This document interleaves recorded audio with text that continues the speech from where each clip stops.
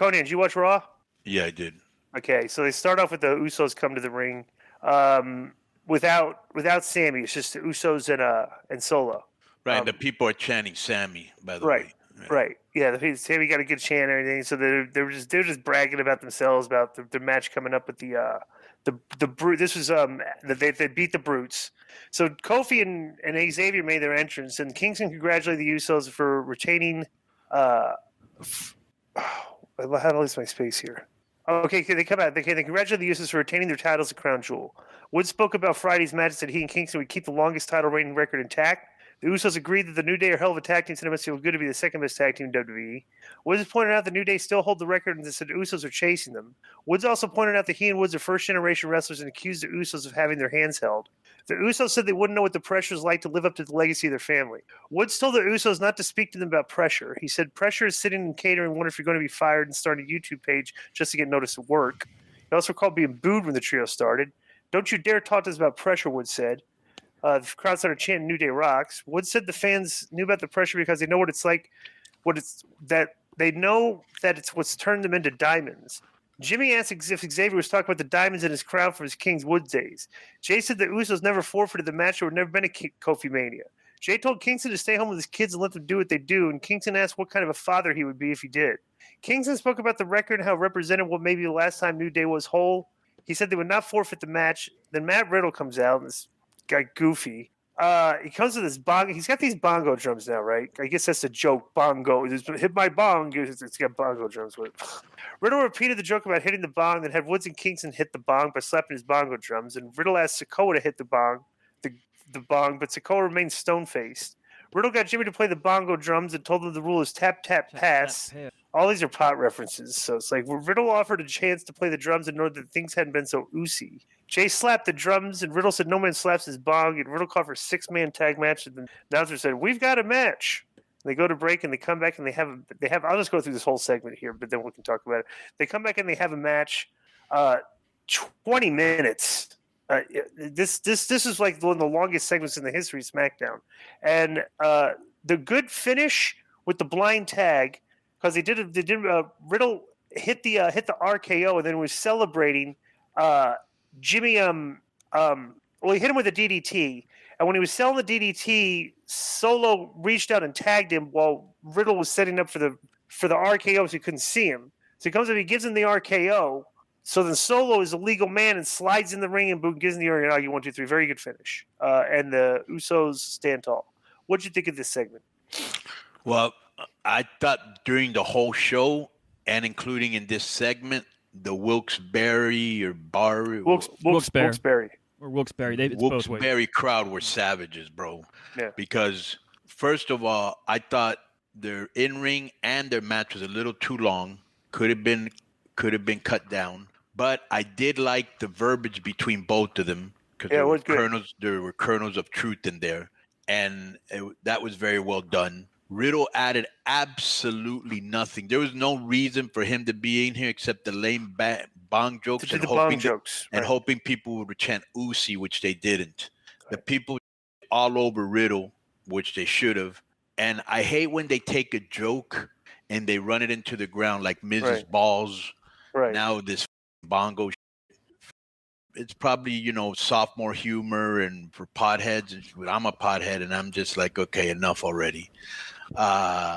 And I like the building that they're doing of Solo. I said that in SmackDown too. They're really protecting this guy. Yeah. So this did not make it to Hulu, so I didn't see this. But JBL comes out and cuts a promo on the fans. Philly makes fun of them losing the World Series. Introduces Corbin. Corbin comes out and beats Cedric Alexander in 2 minutes. I mean, is there anything to say about this? Okay, again, the Wilkes-Barre crowd was not into this at all. They let it be known. This is the same problem we're having every week. JBL presents this guy that you would think would come out and looks like Austin Theory, and it's Corbin with some goofy gear on. The only good thing they've done with this gimmick is they finally tweaked it. Remember at the beginning, he had these long matches with Mustafa Ali and Gargano? Mm-hmm. It's like, how are you supposed to be special if you're going 10 minutes with these mid-card guys? He went in there and he just destroyed. Who did he wrestle? Who did Cedric Alexander. Cedric Alexander. And of course, they try to play him up like Cedric has a chance. So the good thing they did do was they kept it short. And bro, that finish he has is ridiculous. Right. So next, Rollins comes out for an open challenge. And the Judgment Day comes out. We're thinking maybe to answer it. And all four of them come out. Balor told Rollins he had a bone to pick with them because he remembers a couple years back he cost him gold. He returned the favor by costing him gold. Then Balor was interrupted before he could accept the open challenge. Don't you think that when people reference something like that, they should actually reference what they're talking about? Like a couple years ago, you did this. Right. What? Yeah. I don't like that. The OC comes out, and Rollins stood between the two feuding factions. So then this turned into a jaw jacking between the OC and the Judgment Day. Styles said the problem that it's always been 3 OC members facing all 4 members of the Judgment Day, and said they still haven't found someone to take care of the Judgment Day problem. And Styles said they actually found somebody. Then a hooded woman was shown standing over Ripley, who was knocked onto all fours. The woman removed her hood to reveal Mia Yim. Who? The OC battled the male members of the Judgment Day while Yim worked over Ripley with the kendo stick, and Styles and Balor squared off, and Styles got the better of her briefly and then fled the ring. Just a brawl. And just they all cleared the ring, and then the OC stood tall with Mia Yim. So Well, Mia Yim's back. This was kind of a match disguised as an angle, really just to introduce Mia Yim, and they introduced her almost the same way they did Nikki Cross with a hoodie. You don't know who the fuck it is, bro. She literally got no pop when she took off her hoodie. Like nobody popped. There was no heat. Here's another thing, and I know you noticed this because this was huge. They actually missed, which WWE never does this. They actually missed when she attacked Rhea Ripley. Right. When the they did. Yeah, they did. Yeah. Yeah, when the camera came on, she was standing over with the hood off, trying to get a pop. She'd already given her a bump, and they missed it. Right. I think I don't know much about her. I think she's miscast here. I don't find her to be like a badass with blue hair and little shorts. I mean, like, I don't know, dude. But you've already talked too much. You've already talked too much about it. Right. It's like we'll see what happens. The better way to have done this would have been a backstage interview segment and introduce her. Okay, so because she was not going to get a pop on first. She was not going to get a pop on pulling her hoodie off. Right. And they thought she would, and she didn't. Yeah. Right. Candice LeRae had the same problem. Remember when she came? They were like, "Oh yeah," people are like, "Yeah, okay." Right. So the recurring theme here is Seth is eventually going to do his open challenge, and he's already been interrupted one time, right? So Kathy Kelly is interviewing Seth in the back again, and Rollins said he made a promise to the people, said he would see who answers the call. Then they did. This didn't make it to Hulu either. Elias versus Otis. Otis beats him in 3 minutes. Bro, let me tell you. When I tell you what I'm about to tell you, this is exactly what it feels like. Bro, nobody cared. Thank God the match. It was a short, cold match. Elias just seems stale, bro. Right. You know what he should be doing? Breaking that guitar over people's head and getting a pop. Yes, yeah. Right. So next is Byron Saxton stood with the Judgment Day, said looked like the OC had a solution for the Ripley problem. But Baylor and Priest disputed Saxton's claim. Dom took issue with the OC, thinking they found someone that could take down Mommy. Ripley told the OC to bring in Yim and her entire army, and Judgment Day left the interview area. Then Bianca walked in the picture, and a brief stare down with Ripley. That I like that. And he called Belair champ before Belair walked away. So it's a good, just a very simple little tease there. Hey, I'm still around. We're going to hook up eventually. So I wonder what I think they just put that in there because they want people to start thinking about that match. I'm positive that's why they put it in there. Right. So so Bianca makes her entrance with Asuka and Alexa Bliss. Joe, try and find this.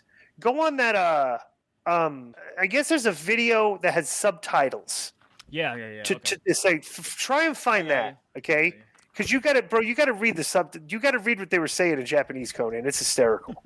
All right. At how ridiculous it is, right? So Bianca Belair, Belair said if Damage Control want to act tough in the parking garage area, they should come out and hear what they have to say. So the Damage Control come out, and Kai spoke as the trio walked to the ring, and she and Kai boasted that they've won the titles twice. Bliss said Cross is the only reason they won the tag titles, and Asuka spoke in Japanese, and Sky responded in Japanese, then both yelled in Japanese. Let's show what because this was ridiculous. And then Kai put her finger in her and says, And then Sky replied in English, and then then they started fighting. Then they cleared the ring, and Balor says it's no longer a fight, it's a war. She called for a War Games match, and Nikki cross-attacked Belair from behind, and joined Damage Control working over the baby faces, and the heels let the baby faces lay in. And they're pushing these girls like the Horsemen. Right. You know, like with TV time and heat and everything. Anything but. Like seriously, they are. You know, it's like this is the Horsemen. They're like the most important faction on the show. Or they're like, Joe, pull that clip up. Is that so, huh? You can't beat us by a true ability, you morons. You know, you always say what you want. How about you admit that you lost? Oh. Japanese? Is it you can speak Japanese? Of course you can speak. Of course I can. You speak Japanese? I didn't know that. Of course I can. Amazing, amazing, amazing. Don't patronize me. This is all I'm going to say. Stupid, stupid, stupid, stupid. You are stupid. What did the idiot say? Stupid, stupid, stupid, stupid. Okay, that's enough. That's enough. Well, you got to hit the finish. And Joe laughs at it. What did you think of that verbiage? I thought it was stupid. Like I thought it was stupid, like get my go. And I thought that, bro. That's what two 13-year-olds would say before they started fighting each other, right? Here's the other thing, bro. Who's this for? Who's this Japanese for? I don't know. For the 98. I thought it was for Vince. For the 98% of the people that watch the show that don't understand Japanese, is that who that's for? Because real. And then when you brutal, bro. I used to like Bianca.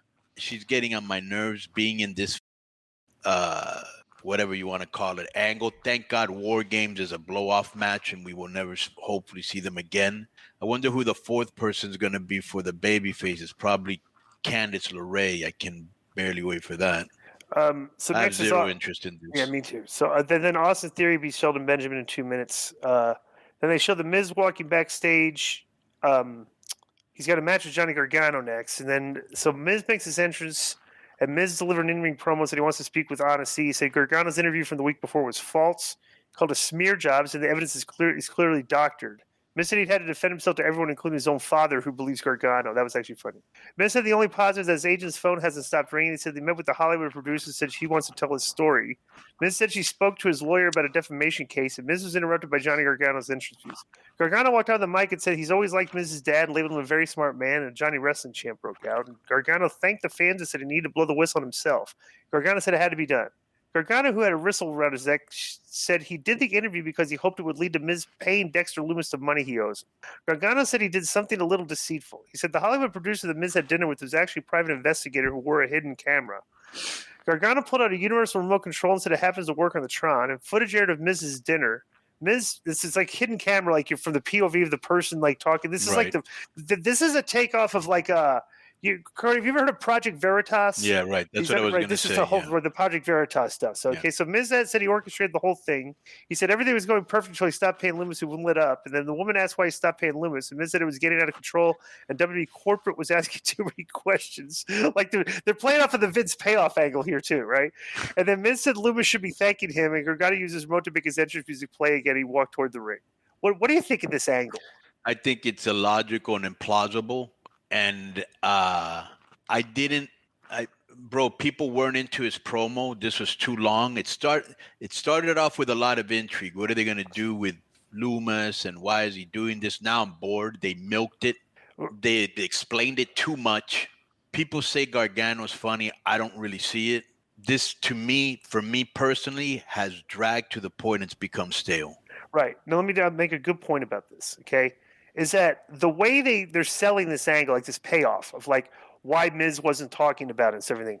This would have been, this isn't good, but it would have been better if the buildup didn't take as long. If you did like 2-3 weeks of that and then sold this, well, this is what was going on. It was just, but that was like 6, 7, 8 weeks. You know what it feels like to me? Like they didn't have a real good finish and they're making it up as they go along, and it isn't that good, and now they don't know how to get out of it. Right. know? No. Somebody marked out for the Project Veritas stuff and came up with the idea and they go, yeah, let's do that. Yeah, like who's really gonna do that, bro? Right? Right. Like what wrestler's gonna go find a private investigator? Well, and it just kind of ruins Loomis's whole gimmick. Yeah. You know, it's like a whip from there. I thought he was being like a creepy guy. You know, I don't know. Whatever. So then Gargano wrestles Miz for 17 minutes, but Miz beats him. So, Yeah, that's whatever. Way And the too Miz long. went to the Way entrance too afterwards. long. Yeah, then afterwards, Dexter Loomis comes out and hits him with the chair twice. So whatever. Bro, this is what I was doing during the whole match. I was just waiting for Loomis to show up during the 17 minutes. What were you doing? Waiting for Loomis to show up. Right. Yeah. Okay, so next is more damage control. They're backstage and they spoke with Nikki Cross and having pent up aggression. Said she didn't have to wait until War Games. She could let it all out tonight. They Cross laughed maniacally in a very phony way and said she came to play. Is So that then, what he put? Is that what he put in a phony way? No, I said in a phony way. Yeah, right. You're right. That's exactly what it comes off like to me. Right. Like, hey, act mad, act mean. Right. You know? So then Nikki makes her entrance against Dana Brooke for the 27 title, and then she wins the title, and then she came and placed Bailey placed the belt over Cross's shoulder after the match, and then they go backstage and she dumped the title in the trash. That was got the a only- huge pop from me. Yeah, it did get a huge pop, but did it get a pop from the crowd? I didn't see this. I don't think so. I don't remember, but it got one from me. That's for damn sure. Backstage, Byron spoke with OC and Mia Yim, and the You know OC what spoke- I like? I was reading this thing on Twitter early in the morning where Dana Brooks was complaining, I tried so hard to elevate that title. What? Nobody's going to elevate that title. It's Right. stupid. That title brings everybody down. Right. So backstage, Byron spoke with the OC and Mia Yim, and the OC spoke about needing the toughest woman in the building to take care of the Rhea Ripley problem. Yim said she gave them a sample and said everyone will see just how tough Rhea Ripley is when she has someone who will hit her back. So Seth makes his entrance for the open challenge. He plays the crowd. Then he says basically makes the challenge. So Mustafa Ali appears in the big screen. He was attacked Bro, by this someone was a off- babyface promo, right? They're turned in babyface. Yeah. Bro, he's the only star on the show. Like, look at all the people they had on the show. They're missing star power in the show. So Mustafa appeared on the thing. He said that Bobby Lashley kind of yanked him away, and he shows up on the screen and challenges him. Then Ali attacks him again, and Lashley he actually took a good bump here. He threw him over a bunch of things. He threw him in. This is a good bump. So basically they come. Lashley comes in for the open challenge. They're going back and forth. Coming out of the break, Lashley ran Rollins in the barricade, then hoisted him up and ran him in the ring post. And Lashley cleared the broadcast table while the referees and security guards tried to talk him down. Lashley picked up Rollins and slammed him through the broadcast table. And Adam Pearce and other producers came out. And Lashley walked away. Then live, Lashley headed to the stage and played to the crowd. And then Austin Theory walked out holding the Money in the Bank suitcase. And for some inexplicable reason, he decides to cash in his Money in the Bank suitcase on Rollins. And they ended up going back and forth, and Rollins beats him with the Rollins basically comes in and gives the Curb stomp. so Lashley comes down and beats up Theory and puts him because he jaws at him and puts Theory in the hurt lock, and Theory He returned also to the put ring. Rollins through a table. Right, put Rollins through a table, and then and basically Seth hits the stomp out of nowhere in 1, 2, 3. That's weird because I thought you could only cash in the Money in the Bank for the world title, but I guess It wasn't it's really any title. explained, and no, this is why it was an inexplicable move by Austin Theory. Austin Theory should come on TV next week and say, "Wait a minute, I'm not, I should get the suitcase back because you're not allowed to cash it in against the U.S. title." Or something. I don't know. Poor Theory, but that was underwhelming show of Raw. I Thank God he actually had the thought for a fest. second they might swerve us and give us the Theory because they did do some good Well, false here's what finishes. here's what they absolutely did wrong. Okay, and you can't even argue against this. Okay, the whole point of the suitcase is to find a spot in the future where it will get a huge pop. Okay, they did not get that with the suitcase this time. Right. So the whole match designed to give the winner the case so he could cash in an unsuspecting moment, big pop, and so they didn't get that. So this is a complete waste of the Money in the Bank on Austin Theory, in my opinion. Would you agree with that? Good point. Yep. Yeah. So that was Raw. Yeah, Raw wasn't as good as usual. And that's been a couple weeks now. That's concerning to me. Way Well, too never much damage. never really hasn't been that great. It's always SmackDown that's better. No, but Raw had gotten way better from what it was. It was unwatchable. Right. And they were, doing some good segments with Zayn and Owens, and there were a lot of, Rey Mysterio and Dominic, and Mhm. there was a lot of cool going on at the same time. Now they moved Ray over to SmackDown. Kevin Owens, I don't know where the he's at. Sami Zayn, I don't know where the he's at. Orton's hurt. Riddle is like a sinking ship right now. Right. Elias is stale. Right. So anyways, and way, way, way, way, way too much damage control. Yeah. Yeah. I agree. And they put a whole bunch, if you remember, here was another big mistake I think they made. They put a whole bunch of women's matches at the main event, and none of them delivered. Right. That's true. You're right about Yeah. that.